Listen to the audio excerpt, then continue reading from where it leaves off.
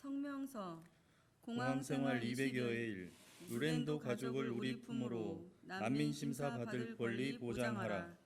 앙골라 출신 난민 루렌도 가족이 공항에 갇힌 지 벌써 200일이 넘었다.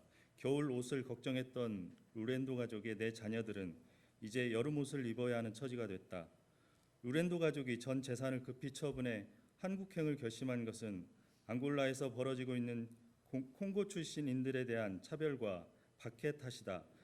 오랫동안 벌어진 전쟁으로 앙골라 지배층은 콩고 출신에 대한 차별을 자행해왔다. 지난해 말 벌어진 콩고 이주민에 대한 대거 강제 추방과 이 과정에서 벌어진 부상과 죽음은 이런 체계적 차별이 빚은 비극이었다. 이 과정에서 루렌도 씨는 앙골라 경찰에 의해 불법 구금과 고문을 당했고 바체테 씨는 경찰로부터 성폭행을 당하는 등 박해를 받았다.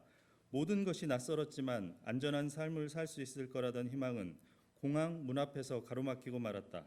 올해 1월 9일 한국 정부는 난민 신청을 할 수 있는지를 판단하는 난민 인정 회부 심사에서 루렌도 가족에게 불회부 판정을 내렸다. 입국을 불허하고 여권을 빼앗았고 강제 송환 시도도 있었다.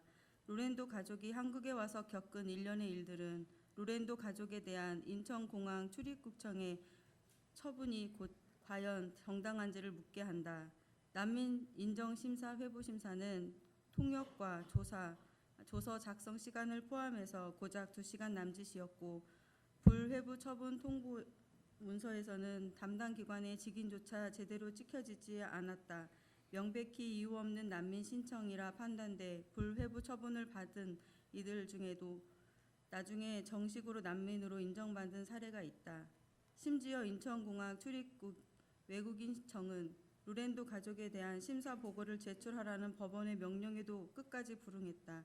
그럼에도 4월 25일 인천지방법원은 루렌도 가족이 제기한 난민 인정심사 불회부 결정 취소 소송에서 1심에서 루렌도 가족에게 패소를 결정을 내렸다.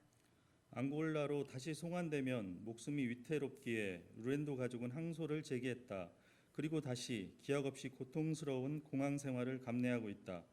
가족들은 밤새 불이 켜진 공항에서 가림막 하나 없이 잠을 청하고 있다. 가족들은 돈을 아끼려고 하루에 고작 2끼만을 먹는데 그마저도 신선하고 질 좋은 음식을 섭취하기가 어렵다. 공항 이용객들의 시선과 사진 촬영도 가족에겐 큰 스트레스다. 무엇보다 불확실한 앞날이 심리적 불안을 키우고 있다. 공항 구금 난민들에게 공항은 창살 없는 감옥이나 다름없다.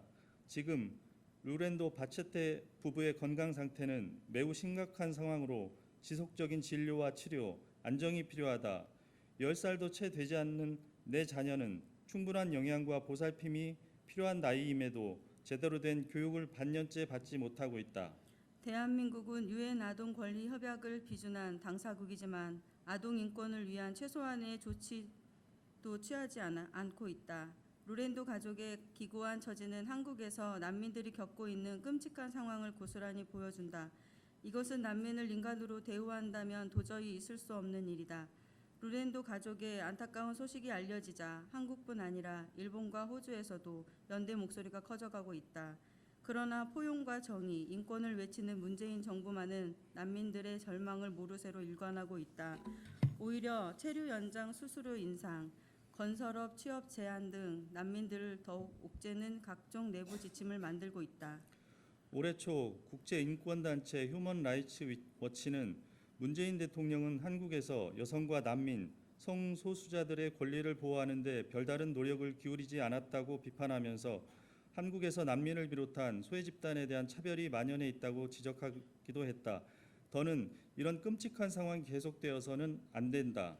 우리는 루렌도 가족을 비롯해 전쟁과 정치포가 차별과 고통을 피해 어렵사리 한국을 찾은 난민들이 우리 곁에서 새로운 보금자리를 일구고 살아갈 수 있기를 간절히 소망한다.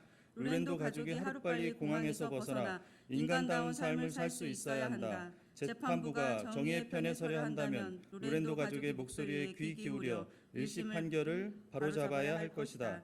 2019년 7월 19일 사단법인 모두를 위한 이주 인권 문화센터 외